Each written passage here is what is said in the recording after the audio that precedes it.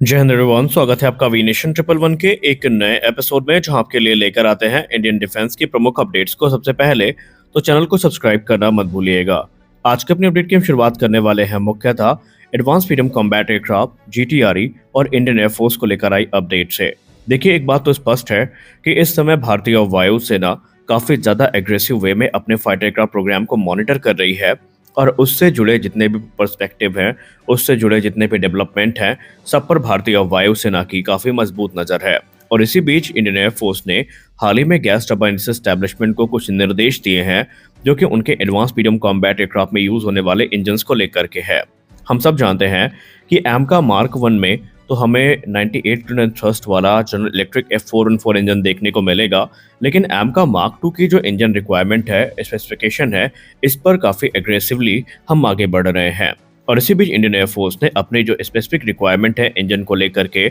वो जीटीआरई के सामने रखी है। उन्होंने कहा कि गैस टरबाइन एस्टैब्लिशमेंट की जिम्मेदारी है कि भारतीय वायुसेना की जो रिक्वायरमेंट है उसको पूरा किया जाए, और हम अपने एमका के लिए अब एक ऐसा इंजन चाहते हैं जो कि सुपरसोनिक फ्लाइट को सस्टेन कर सके बिना आफ्टर बर्नर्स के। यानी यहाँ पर जो एमका इंजन है इसकी सुपर क्रूज कैपेबिलिटी के बारे में बात की जा रही है। इंडियन एयरफोर्स ने जो रिक्वायरमेंट सामने रखी है उसमें स्पष्ट तौर पर कहा गया है कि जो इंजन वो चाहते हैं वो 12 किलोमीटर के एल्टीट्यूड पर मैक 1.3 की जो सुपर क्रूज है वो करने में सक्षम हो। और ये रिक्वायरमेंट सजेस्ट करती है कि भारतीय वायुसेना अपने फाइटर्स को कितनी बड़ी कैपेबिलिटी प्रदान करना चाहती है। निसंदेह advance medium combat aircraft cutting edge technology से आएगा जो कि ग्लोबल बेंचमार्क्स को तो पूरा करेगा ही करेगा। वहीं भारतीय वायुसेना का उद्देश्य ये भी है कि इसमें जो फ्यूचर की टेक्नोलॉजीज है वो भी इंकॉर्पोरेट की जाए ताकि लंबे समय तक ये एयरक्राफ्ट रिलेटेबल बना रहे, क्योंकि इंडियन एयरफोर्स एक बात समझ चुकी है कि जिस समय ये ऑपरेशनल हो रहे होंगे दुनिया के तमाम देश 6th जनरेशन फाइटर एयरक्राफ्ट को भी ऑपरेशनल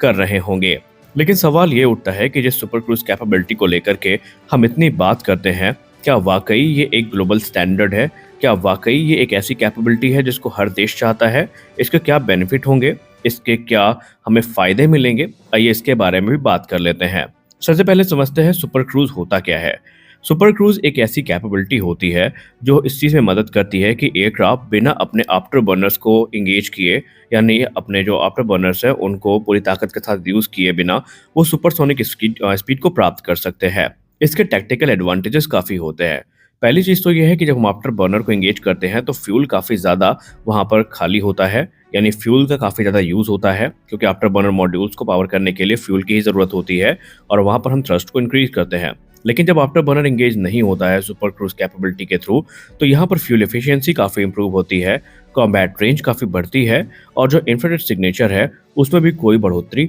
नहीं होती है। यानी कि कॉन्टेस्टेड एयर स्पेस में भी जो सुपर क्रूज कैपेबल एयरक्राफ्ट हैं ये आसानी से एनिमी टेरिटरी में घुसते हैं, मिशन को एग्जीक्यूट करते हैं और वापस लौट सकते हैं। और सुपर क्रूज की जो कैपेबिलिटी है ये सिर्फ एमका में ही हमें देखने को नहीं मिलेगी, बल्कि इस समय दुनिया में कुछ ऐसे एयरक्राफ्ट भी हैं जो इसको अडॉप्ट कर चुके हैं, तो कुछ ने इसको अडॉप्ट करने पर ध्यान ही नहीं दिया है। एक्सपर्ट्स ये मानते हैं कि भारतीय वायुसेना का ये डिमांड जिसके अंतर्गत वो एमका में सुपर क्रूज कैपेबिलिटी चाहते हैं, उसके पीछे की भारत के चैलेंजिंग ऑपरेशनल इन्वॉल्वमेंट भी है, क्योंकि भारत का जो हाई एल्टीट्यूड रिक्वायरमेंट होती है एयरक्राफ्ट की, खासकर माउंटेनियस रीजन में, वहाँ पर ये एबिलिटी भारत के लिए काफ़ी महत्वपूर्ण साबित हो सकती है। और जो एमका फाइटर्स हैं ये जो कॉन्टेस्टेड एयर स्पेस है उसको पेनिट्रेट करके एडवर्सरी को इंगेज कर सकते हैं और अपने स्टेल्थ और एंड्योरेंस का यूज़ करके मिशन को सक्सेसफुली एग्जीक्यूट भी कर सकते हैं। लेकिन जीटीआरए के ऊपर अब यह दबाव है कि वो जल्दी से जल्दी जो हर्डल्स को फेस कर रहे हैं और पुराने प्रोजेक्ट जैसे कि कावेरी इंजन से प्राप्त जो अनुभव है उनका यूज़ करके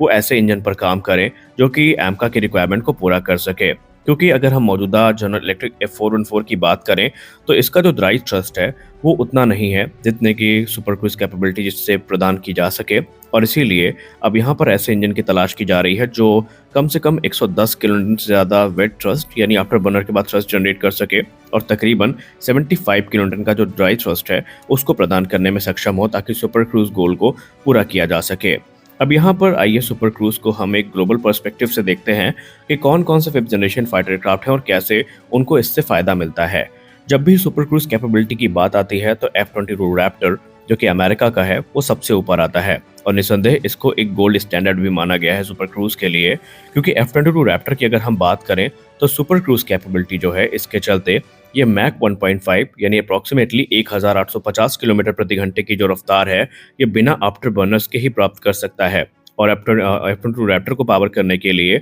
दो Pratt and Whitney F119 engines का यूज़ किया जाता है, जो कि 156 किलोटन का जो थ्रस्ट है वो आफ्टर बर्नर के साथ साथ प्रदान करते हैं। वही बिना आफ्टर बर्नर यानी ड्राई थ्रस्ट इनका जो है वो तकरीबन 116 किलोटन का होता है। और ये जो डिज़ाइन प्रियोरिटी है वो बेसिकली एयर सुपियोरिटी रोल्स के लिए तो काफ़ी अच्छी है, लेकिन जो सुपर क्रूज एबिलिटी है वो इसको अलाउ करती है कि ये एडवर्सरी के क्षेत्र में घुस सकता है और बिना डिटेक्ट हुए वापस भी आ सकता है अच्छी खासी स्पीड को मेंटेन करके। वहीं अगर हम लॉकहीड मार्टिन F-35 लाइटनिंग 2 की बात करें तो उसमें भी हमें बेसिकली सुपर क्रूज कैपेबिलिटी देखने को मिल सकती थी, लेकिन इसमें सुपर क्रूज कैपेबिलिटी देखने को नहीं मिलती है। उसका कारण यह है कि इसमें एक single Pratt and Whitney F135 engine use होता है, जो कि 191 किलोटन का जो थ्रस्ट है आफ्टर बर्नर के बाद जनरेट करता है और 125 किलोटन का ड्राई थ्रस्ट ये जनरेट करता है। लेकिन यहाँ पर स्टेल्थ को सेंसर फ्यूजन को मल्टी रोल वर्सिटैलिटी को प्राथमिकता दी गई है सुपरसोनिक परफॉर्मेंस की तुलना में, और ये बेसिकली मैक 1 की जो स्पीड है उसको बिना आफ्टर बर्नर्स के जो है क्रॉस कर सकता है।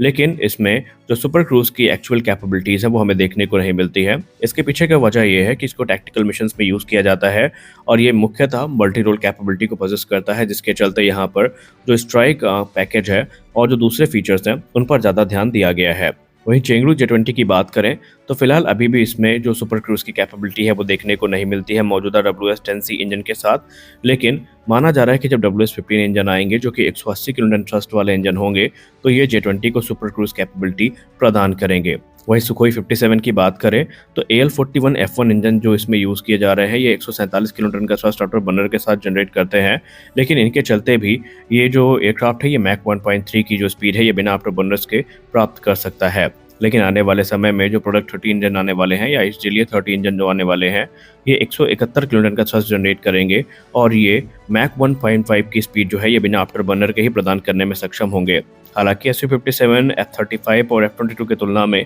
स्टेल्थ वाइज तो थोड़ा कमज़ोर दिखता है, लेकिन जो सुपर क्रूज कैपेबिलिटी है और इसकी जो परफॉर्मेंस है वो कहीं ना कहीं इस कमी को पूरा कर देती है। वहीं चाइना की शेनयांग J-35 जिसको हम J-31 या F-31 की अगर हम बात करें तो ये अभी डेवलपमेंट फेजेस में है, इसमें सुपर क्रूज कैपेबिलिटी नहीं देखने को मिल रही है, लेकिन माना जा रहा है कि फ्यूचर अपग्रेड्स जो कि WS-19 इंजन के तौर पर हमें देखने को मिलेंगे तो उसमें ये कैपेबिलिटी हमें देखने को मिल सकती है। तो अगर हम कंक्लूजन की बात करें तो निस्संदेह सुपर क्रूज एक काफ़ी उन्नत कैपेबिलिटी है और इंडियन एयरफोर्स इसको प्राथमिकता दे रही है, लेकिन इस मामले के जानकार लोग ये कहते हैं कि हरदम हमें इसकी ज़रूरत नहीं पड़ेगी, बल्कि हमें प्रैक्टिकल चीज़ों पर ज़्यादा ध्यान देना होगा, जहाँ पर हमें एयरक्राफ्ट की रिक्वायरमेंट समझनी पड़ेगी, अपने मिशन रिक्वायरमेंट समझनी पड़ेगी और उसी प्रकार हमें जो निर्णय है वो लेने होंगे। हालांकि ये कैपेबिलिटी हमें निस्संदेह एमका में देखने को मिलेगी जिसका फ़ायदा हमें होगा। तो आज के इस वीडियो में बस इतना ही, मिलते हैं अगले वीडियो में कुछ अपडेट्स के साथ, तब तक के लिए जय हिंद।